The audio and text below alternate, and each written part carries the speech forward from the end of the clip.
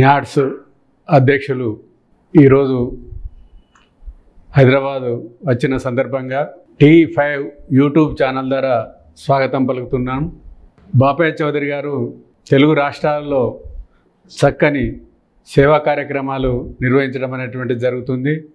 మరి వారు అమెరికాలో స్థిరపడి మాతృదేశమైనటువంటి ఈ తెలుగు రాష్ట్రాలపై ఉన్నటువంటి ప్రేమ మమకారంతో చాలా సేవా కార్యక్రమాలు నిర్వహిస్తున్నందుకు మరొకసారి తెలుగు రాష్ట్రాల తరపున వారిని అభినందిస్తున్నాను.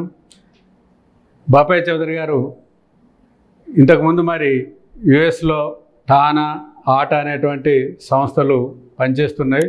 మరి ఈ న్యాడ్స్ అనేటువంటి సంస్థను స్థాపించడంలో మీ ఉద్దేశం ఏంటి? ముందుగా నమస్తే అండి, ప్రొఫెసర్ కిషోర్ గారు నమస్కారం. అలానే మన T5 యూట్యూబ్ ఛానల్ వీక్షకులందరికీ నమస్కారం అండి. మంచి ప్రశ్న అండి.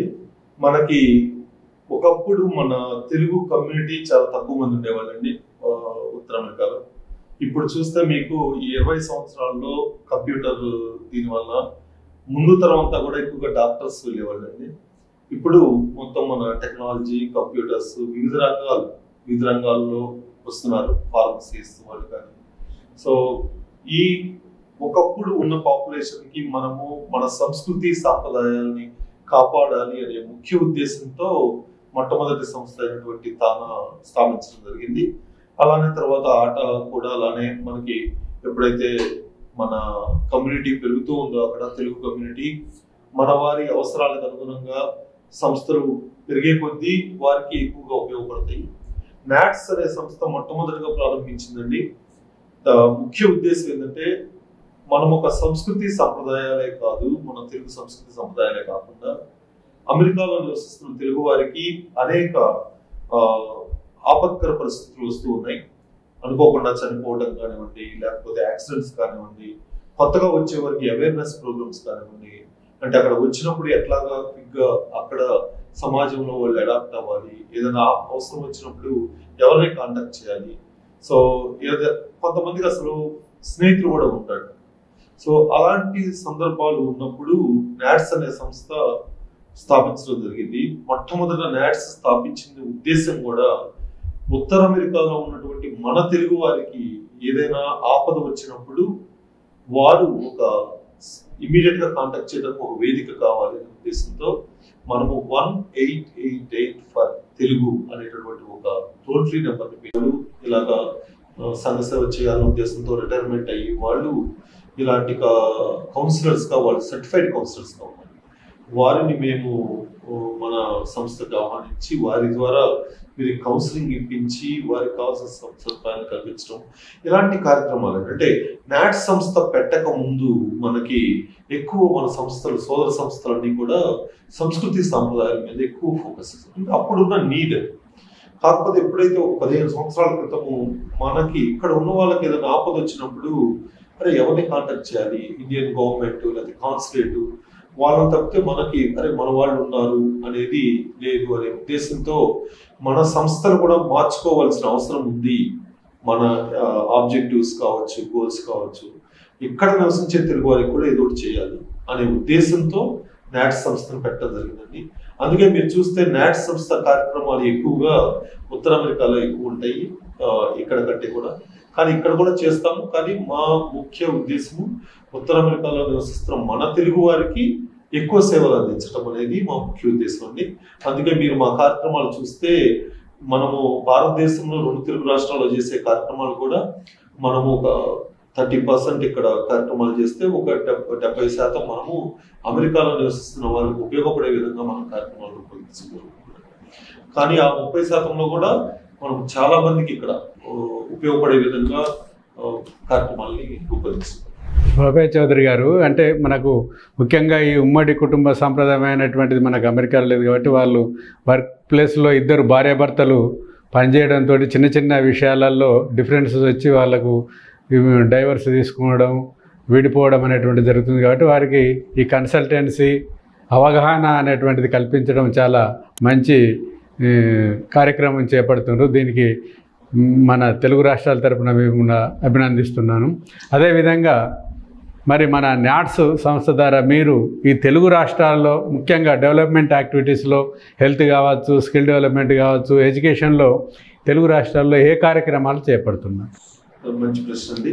మనము తెలుగు రాష్ట్రాలు రెండింటిలో కూడా అండి, మనము ముఖ్యంగా నేను అధ్యక్షుడిగా ప్రారంభించిన తర్వాత స్పెసిఫిక్గా ఆరోగ్యానికి సంబంధించి మనం మెడికల్ క్యాంపులు ఎప్పటి నుంచో చేస్తున్నామండి. కాకపోతే మెడికల్ క్యాంప్స్ ఏమవుతుందంటే మనం అక్కడ ప్రిలిమినరీ టెస్ట్ చేసి వారికి కొన్ని మెడిసిన్స్ ఇవ్వడం జరుగుతుంది. కానీ తర్వాత అబ్జర్వ్ చేసింది ఏంటంటే అండి, రూరల్ ఏరియాస్లో ముఖ్యంగా పల్లెటూళ్ళ నుంచి వచ్చినప్పుడు వారు దాన్ని కంటిన్యూ చేయట్లేదు. అది ఎక్స్పెన్సివ్ అవ్వడం కానీ, మళ్ళీ హాస్పిటల్కి వెళ్తే మనకి ఎక్కువ డబ్బులు కట్టాల్సి వస్తుంది. మనం ఆ మెడికల్ క్యాంప్ ద్వారా ఇచ్చిన మెడిసిన్స్ వరకు వాడుతున్నారు. సో అలా కాకుండా ఇంకా ఏది మనము 100% చేయగలమన్నప్పుడు ఐ క్యాంప్స్ అనేది ఒకటి తీసుకున్నాం. ఈ మెగా నేత్ర శిబిరాలు పెట్టి వాటి ద్వారా ఒక్క పరీక్షలు చేయడమే కాకుండా వారికి ఆపరేషన్స్, అవసరమైన వారికి ఆపరేషన్స్ చేయించి దాని ద్వారా మళ్ళీ కళ్ళజోళ్ళ పంపిణీ అక్కడ వరకు కంప్లీట్గా, అంటే ఒక కంటి సమస్య వచ్చినప్పుడు వారికి ఆ కంటి సమస్యను పరీక్షించడం కానించి దానికి కావాల్సిన సర్జరీ చేయించి కళ్ళజోళ్ళు ఇవ్వడం వరకు ఆ మొత్తం కార్యక్రమాన్ని మన శిబిరాల ద్వారా చేయడం జరుగుతుంది. అది చాలా వేల మందికి ఉపయోగపడుతుంది. అది మనం ఒక ప్రాబ్లమ్ని సాల్వ్ చేసినట్టు కూడా. అది అలాగే ఆరోగ్యానికి సంబంధించి అలా చేస్తున్నామండి. అంతేకాకుండా మనము ఇక్కడ యూత్ మీద ఫోకస్ చేసాం. పర్టికులర్గా గ్రామీణ ప్రాంతాల నుంచి వచ్చేటువంటి యువకులకి ఇప్పుడు ఆత్మవిశ్వాసం కోల్పోతున్నారు.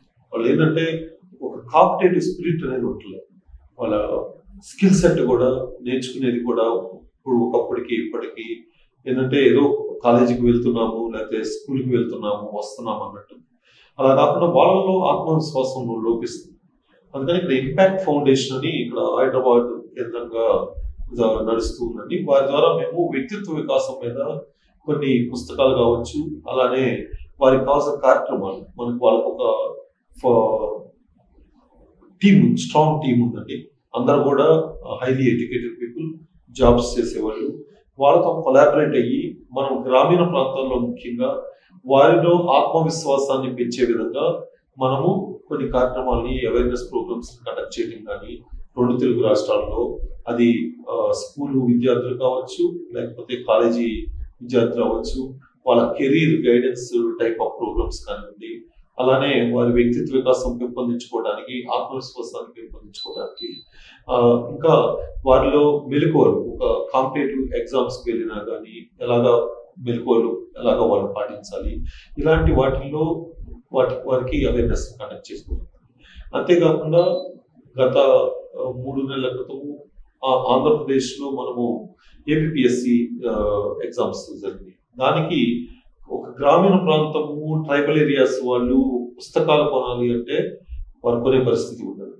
సో అలాంటి వారి కోసం ఒక స్టడీ మెటీరియల్ కొత్తగా రూపొందించి వారికి ప్రత్యేకంగా మనం 30,000 కాపీలు మనం మన ఆంధ్రప్రదేశ్లో ప్రతి జిల్లాకి ఇవ్వడం జరిగింది. ఒక పుస్తకాలు ఇవ్వటమే కాకుండా ఒక అవగాహన సదస్సులు నిర్వహించాము. సో ఎమ్మెల్సీ లక్ష్మణరావు గారి సహకారంతో అక్కడ మనం ఆంధ్రప్రదేశ్ మొత్తం కూడా స్టడీ మెటీరియల్ రూపొందించి కలెక్టర్ల ఆధ్వర్యంలో ఒక అవగాహన సదస్సు పెట్టి వాళ్ళకి ఎలా వాళ్ళు ప్రిపేర్ అవ్వాలి ఏపీఎస్సి ఎగ్జామ్స్ పరీక్షలకి ఆ కార్యక్రమాన్ని రూపొందించడం జరిగింది. ఇలాగా మనము చేసే కార్యక్రమాన్ని ఏదో మనము ఇచ్చాము. ఇంకా యువకులకి ఉపకార వేతనాలు ఇస్తున్నాము. అది కూడా ఏంటంటే రైతు కూలీల పిల్లలకి మనం వారిని ఐడెంటిఫై చేసి స్కూల్స్ కానీ కాలేజెస్ కానీ వారికి ఉపయోగపడే విధంగా, ఎందుకంటే మనకి గ్రామాల్లో ఎక్కువ మంది వాళ్ళే మిగిలిపోయి రైతు కూలీలు ఎవరైతే చేస్తున్నారో వాళ్ళ పిల్లలకి వాళ్ళల్లో మెరిట్ బేస్ అండ్ అలానే వాళ్ళ నీడ్ బేస్ రెండింటిని కాంబినేషన్లో ఐడెంటిఫై చేసి వారికి ఉపకార వేతనాలు ఇవ్వడం. ఓన్లీ మనం డబ్బులు ఇస్తే వాళ్ళకి ఇది ఉండదు. అందుకనే ఇలాంటి అవగాహన సంస్థలు కావచ్చు, స్టడీ మెటీరియల్స్ కావచ్చు, ఇలాగా వ్యక్తిత్వ వికాస ట్రైనింగ్ కానీ యూత్ మీద ఆ కార్యక్రమాలు బాగా గ్రామీణ ప్రాంతాల్లో చేస్తున్నాం. సో అంతేకాకుండా ట్రైబల్ ఏరియాస్ కూడా టచ్ చేయగలిగాం. అది చాలా సంతృప్తి ఇచ్చింది. ఎందుకంటే ఒక గ్రామీణ ప్రాంతాల్లోనే ఒకప్పుడు పుస్తకాలు ఇబ్బంది పడేవాళ్ళు. ఇప్పుడు మనం ఈ స్టడీ మెటీరియల్స్ ని ఒక ట్రైబల్ ఏరియాస్ కూడా అడవి ప్రాంతాలకు కూడా తీసుకెళ్ళగలిగాము. అది చాలా సంతోషాన్ని కలిగించింది. అంతేకాకుండా మనం మహిళలకు ప్రత్యేకంగా అండి ఒక మహిళని కనుక మనము తోడ్పాటు అందిస్తే ఆ మొత్తం కుటుంబానికి ఉపయోగపడుతుందనే ఉద్దేశంతో మనం కొన్ని కార్యక్రమాలు విమెన్ ఎంపవర్మెంట్ మీద వృత్తి శిక్షణ కేంద్రాలలాగా చేస్తున్నామండి. మనము లోకల్గా కొన్నిటితో కొంతమంది ఆర్గనైజేషన్ చేసే వారితో కలిపి మనం వాటి మీద ఫోకస్ చేస్తున్నాం. మీకు ప్రస్తుతం నల్లమల ఫారెస్ట్ ఏరియాలో మనం 10 గ్రామాలను అడాప్ట్ చేసుకున్నామండి. అందులో 25 మంది మహిళలకి ప్రత్యేకంగా ఈ టైలరింగ్ మీద శిక్షణ ఇప్పించి 6 నెలల నుంచి వారికి శిక్షణ ఇస్తున్నామండి. 29వ తారీఖు ఆ క్లోజింగ్ చేస్తున్నాము. అంతేకాకుండా శిక్షణ ఎలాగా చేయటం అనే కాకుండా టైలరింగ్ మీద వారు ఎలా మార్కెట్ చేసుకోవాలి, ఇప్పుడు వాళ్ళు ప్రొడ్యూస్ చేసిన మెటీరియల్ని చిన్న కంపెనీలకు ఎలాగా అమ్ముకోవాలి, ఆ మెలకువలను కూడా నేర్పుతున్నాం. ఎలాగా ఒక కంపెనీని అప్రోచ్ అయ్యి వాళ్ళు కొన్ని బట్టలు కుట్టారు, 10 మంది 25 మంది మహిళలు, వారందరూ ఒక గ్రూప్గా చిన్న స్మాల్ స్కేల్ ఇండస్ట్రీగా పెట్టి వారికి ఆ ఉపాధి ఏంటంటే 10 గ్రామాలు కూడా వీరిని చూసి మోటివేట్ అయ్యి మిగిలిన మహిళలు కూడా కొంత వాల్యూ అడిషన్ అది చేస్తే ఏమిటంటే గార్మెంట్స్లలో పెయింటింగ్ కానీ, జర్దోజీ కానీ, ఎంబ్రాయిడరీ కానీ, డిజైన్ బ్లౌజులు కానీ దీంతో చేస్తే వాళ్ళకి వాల్యూ అడిషన్ అవుతుంది. ప్లస్ ఇక్కడ ఉన్నటువంటి గవర్నమెంట్ స్కూళ్ళు కానీ, వెల్ఫేర్ స్కూల్స్, గురుకులాలు వీటిల్లో ఈ డ్రెస్ సప్లై చేయడానికి కాంట్రాక్ట్ వాళ్ళకి ఇప్పించినట్లయితే అంటే సెల్ఫ్ హెల్ప్ గ్రూప్స్ ద్వారా వాళ్ళు ఇనీషియల్గా ఏంటంటే మనం ఒక 2-3 కంపెనీలతో వాళ్ళకి ఒక 6 నెలలు అట్లా వారికి మెటీరియల్ ఇస్తూ వారంతటా వారే ఇచ్చేసుకునేట్టుగా మార్కెట్ చేసుకునేట్టుగా చేస్తున్నాం. అది ఒక చోటే కాకుండా దాన్ని 2 తెలుగు రాష్ట్రాలు ఎక్స్పాండ్ చేస్తున్నాం. మనము రేపు మంగళవారం రామన్నపేటలో ఇదే కార్యక్రమాన్ని నిర్వహిస్తున్నాము. అలానే మనకి నిజామాబాద్లో ఈ స్వయం ఉపాధి ద్వారా వారికి కొన్ని హోప్ ఫర్ స్పందనతో కలిసి మనము అక్కడ కొన్ని వాళ్ళ చేత స్టోర్స్ ఓపెన్ చేయించి స్వయం ఉపాధి కార్యక్రమాలు నిర్వహిస్తున్నాము. మనం శ్రీశైలం సున్నిపేటలో రేపు 31st విమెన్ ఎంపవర్మెంట్ చేస్తున్నాము. అనంతపూర్, అలానే గుంటూరు, ఉభయ గోదావరి, ఇట్లా మొత్తం 2 తెలుగు రాష్ట్రాలు అండి. 2 తెలుగు రాష్ట్రాల్లో మనం ఇలాగా శిక్షణ కార్యక్రమాలు ఏర్పాటు చేసి కొన్ని చోట్ల అక్కడ ఆ ప్రాంత నీటికి అనుగుణంగా ఐడెంటిఫై చేసి వాళ్ళకి 2 నెలల శిక్షణ కావాలా, 3 నెలలు కావాలా, ఇట్లా అటవీ ప్రాంతాలు అయితే 6 నెలలు ఇస్తున్నాం. అలా చాలా కార్యక్రమాలు నిర్వహిస్తున్నాం సార్. అంతేకాకుండా ఇప్పుడు మనము ఆటిజం మీద కొత్త ఇప్పుడు మనకి 2 తెలుగు రాష్ట్రాలే కదండి, ప్రపంచం మొత్తం మీద మనకి ఆటిజం అనేది చాలా బిగ్ ప్రాబ్లం అయిందండి. అంటే mentally handicap kids, special needs ఉన్న కిడ్స్, వారి అది మనకి గ్రామాల పట్టణాల సంబంధం అన్ని చోట్ల కూడా అది పెరుగుతుంది. అది డబ్బులు ఉన్నవాళ్ళ, డబ్బులు లేని వాళ్ళ అని వాళ్ళు ట్రీట్ చేయడము, వాళ్ళని ఎలా సొసైటీలో మనం కేర్ చేయాలి అనేది చాలా ఇబ్బంది. దానికోసం ఏం చేసామంటే ఒక మొబైల్ స్పర్శ్ ఫౌండేషన్తో కలిసి మొబైల్ వ్యాన్ రేపు ఇనిషియేట్ చేస్తున్నామండి. ఇక్కడే మన త్యాగరాజ కళాభవన్లో ఏర్పాటు చేసాం కార్యక్రమాన్ని. దాని ద్వారా ప్రతి 2 వారాలకు ఒకసారి మనకి ఇక్కడి నుంచి డాక్టర్స్ హైదరాబాద్ నుంచి గ్రామీణ ప్రాంతాలకు వెళ్ళి అట్లా అటవీ ప్రాంతాలకు కానీ అక్కడ ఉన్నటువంటి కిడ్స్ని ఐడెంటిఫై చేసి వారికి వైద్య పరీక్షలు కానివ్వండి, ఎడ్యుకేషన్ కిట్ వాళ్ళకి ఎట్లాగా ఇప్పుడు తల్లిదండ్రులు ఎలాగా వాళ్ళకి నేర్పించాలి, దానికి మెటీరియల్ వాళ్ళకి శిక్షణ కార్యక్రమాలు ఇలాంటివి ఏర్పాటు చేయడం జరుగుతుంది. మా గోలు మనం చేసే కార్యక్రమాలు గ్రామీణ ప్రాంతాలకి ముఖ్యంగా ఏ ఫెసిలిటీ లేని, వైద్యులు లేని, చదువుకోవడానికి అవకాశం లేని కార్యక్రమాలకు కూడా వెళ్ళాలి అనేది ఉద్దేశం అండి. దానికి అనుగుణంగానే ఈ కార్యక్రమాలన్నీ నిర్వహిస్తున్నాం. ఇప్పుడు నడుస్తున్నటువంటి కార్యక్రమాలు కాకుండా భవిష్యత్తులో ఈ 2 తెలుగు రాష్ట్రాల్లో ఇంకా మీరు కొత్త ప్రోగ్రాంలు ఏమన్నా చేపడుతున్నారు? మనకి ముఖ్యంగా అండి యూత్ అండ్ విమెన్ మీద ఎక్కువ ఫోకస్ చేస్తున్నామండి. ఎందుకంటే వారి కనుక మనం ఇచ్చేస్తే మన దేశానికి కూడా చాలా మంచిది, మన తెలుగు రాష్ట్రాలకు కూడా మంచిది, మన ఎకానమీకి కూడా చాలా ఉపయోగపడతారు. అది మహిళల ప్రోత్సాహానికి కానివ్వండి, వీరికి కానీ మహిళా సమస్యలు కూడా అండి కొన్ని ఐడెంటిఫై చేసి వారికి దానికి కావాల్సినటువంటి కార్యక్రమాలను రూపొందిస్తున్నామండి భవిష్యత్తులో. అలానే ఇప్పుడు ఇందాక చెప్పినట్టుగా మనము ఈ కాంపిటేటివ్ ఎగ్జామ్స్ స్టడీ మెటీరియల్స్ కావచ్చు, వ్యక్తిత్వ వికాసం కానీ వాటిని కొంచెం ఎక్స్పాండ్ చేద్దామని అనుకుంటున్నామండి. అలానే ముఖ్యంగా స్కూల్ విద్యార్థులకి మనము మ్యాథ్ అండ్ సైన్స్ కొంచెం రూరల్ ఏరియాస్లో బాగా ఇబ్బంది ఉంది, అక్కడ మన టీచర్స్ కూడా కొరత ఉంది. సో అలాంటి వారికి మనం ఏదన్నా నెలలో ఒక 2-3 సార్లు అన్న వారికి ఒక శిక్షణ కార్యక్రమాలు ఏర్పాటు చేసి దాని ద్వారా వారిలో మ్యాథ్ అండ్ సైన్స్ జ్ఞానాన్ని కొంచెం పెంపొందించాలనే కార్యక్రమాలు కూడా చేస్తున్నామండి. అలానే కాకుండా మన పోషకాహారం పర్టికులర్గా స్కూల్స్లో విద్యార్థుల్లో కంటి చూపు లోపం కూడా ఉంది చాలా చోట్ల. మనం చేసే ఈ మెడికల్ క్యాంపులు ఇవన్నీ కూడా మనం ముఖ్యంగా తెలంగాణలో మనం చేసినప్పుడు పిల్లలు అంటే స్కూల్ ఏజ్ పిల్లలు వారికి కూడా కంటి చూపు సమస్యలు ఉంటాయి ఇప్పుడు. సో అలాంటి వారికి కూడా మన కార్యక్రమాలు అటు ఆరోగ్యానికి ఇటు విద్యకి మహిళా సాధికారతకు కార్యక్రమాలను మరింతగా విస్తృతం. ఇప్పుడు అమెరికా వెళ్ళాలనుకునేటువంటి మన తెలుగు రాష్ట్రాల విద్యార్థులు ఉన్నత చదువుల గురించి వెళ్ళేటువంటి వాళ్లకు మీరిచ్చే సలహా ఏంటి? మంచి ప్రశ్న అండి.